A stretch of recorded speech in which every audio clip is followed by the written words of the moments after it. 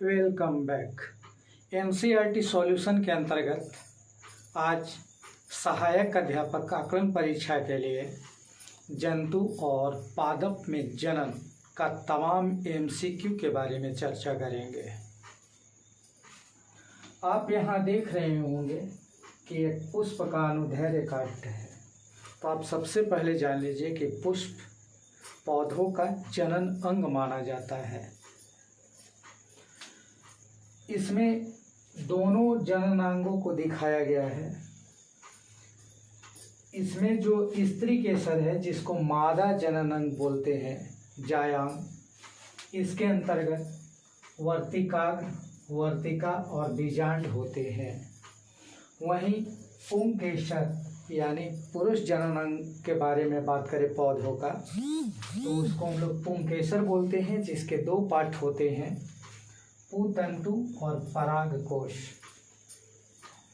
कुछ ऐसे भी पौधे होते हैं जिनके पुष्प में एक ही लिंग होते हैं। कुछ ऐसे भी पौधे होते हैं जिसमें दोनों लिंग, स्त्रीलिंग और पुल्लिंग, स्त्री केसर, पुंकेसर, दोनों पाए जाते हैं।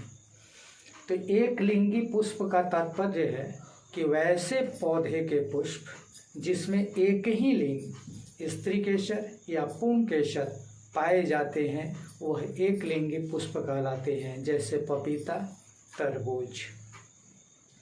उभयलिंगी पुष्प वैसा पुष्प को कहा जाता है जिसमें स्त्री केसर और पुंकेसर दोनों पाए जाते हैं, जैसे सरसों के पुष्प या गुड़हल के पुष्प।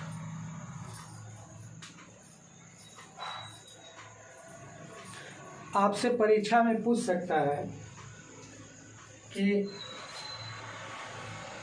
पुष्प का मादा जनन अंग कौन है। तो आपको जानना चाहिए कि स्त्री केसर को पुष्प का मादा जनन अंग कहते हैं। यह भी पूछ सकता है कि पुष्प का कौन सा भाग पुंकेसर या पुरुष जनन अंग है, तो वह पुंकेसर। अब यह भी पूछा जा सकता है कि परागकोश का निर्माण कहाँ होता है, तो परागकण का निर्माण परागकोश में होता है। परागकण प्रायः पीले रंग के होते हैं और इसमें एक विशेष गंध होता है। यह भी पूछा जा सकता है कि परागन क्या है।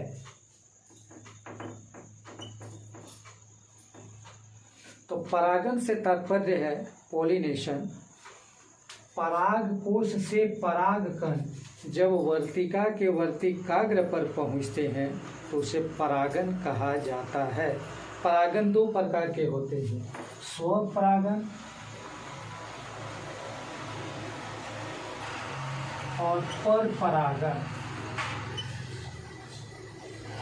स्वपरागन का तात्पर्य है कि पौधों के दोनों जननांग उस परागन की क्रिया में भाग लेते हैं, एक ही पुष्प के हों या अलग अलग पुष्प के। लेकिन कुछ ऐसे भी प्रक्रिया होती है, जैसे वायु, पानी, मनुष्यों का छूना एक फूल से दूसरे फूल को, और उसमें अगर परागन की क्रिया संपन्न होती है तो उसको परपरागन के रूप में जाना जाता है।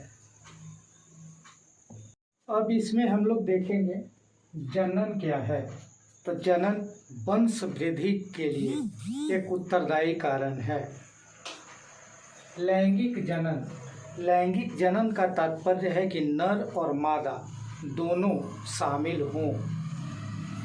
अलैंगिक जनन, जिसमें एकल जीव भाग लेते हैं। मुकुलन, तो मुकुलन से तात्पर्य यह भी एक जनन का विधि है, लेकिन मुकुलन जो है वह हाइड्रा में होता है। मुकुलन कहते हैं कि अपने शरीर का एक विशेष हिस्सा काट कर दूसरे जीव का निर्माण करना। द्विखंडन, द्विखंडन भी एक जनन का ही उदाहरण है, अलैंगिक जनन का उदाहरण। इसमें एक जीव दो विशिष्ट जीव में बंट करके दो जीव का निर्माण करता है, जैसे अमीबा, मुकुलन हाइड्रा में और द्विखंडन अमीबा।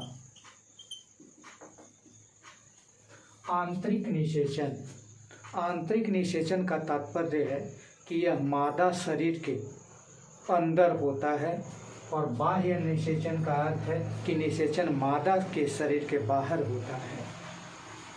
एक युग्मनज में केंद्रक की संख्या 1 होगी और टैडपोल का व्यस्क होना कायांतरण का उदाहरण है।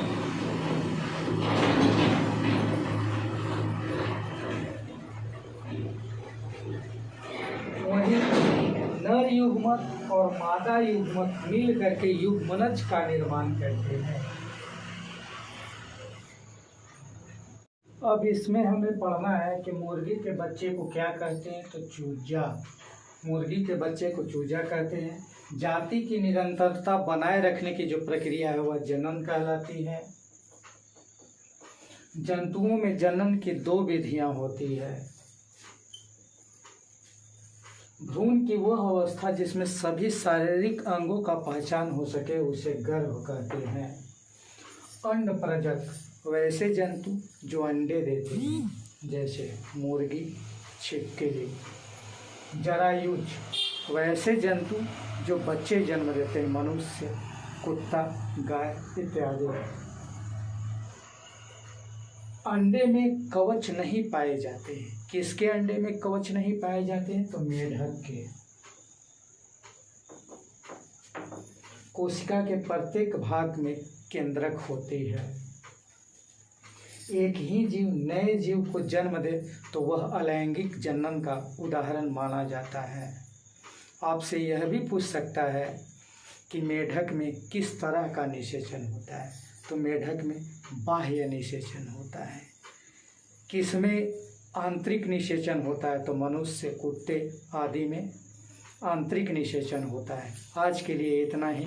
आपको अगर यह कंटेंट अच्छा लगा हो तो मेरे चैनल को सब्सक्राइब जरूर कर दें और एक लाइक का बटन टिप दें। धन्यवाद।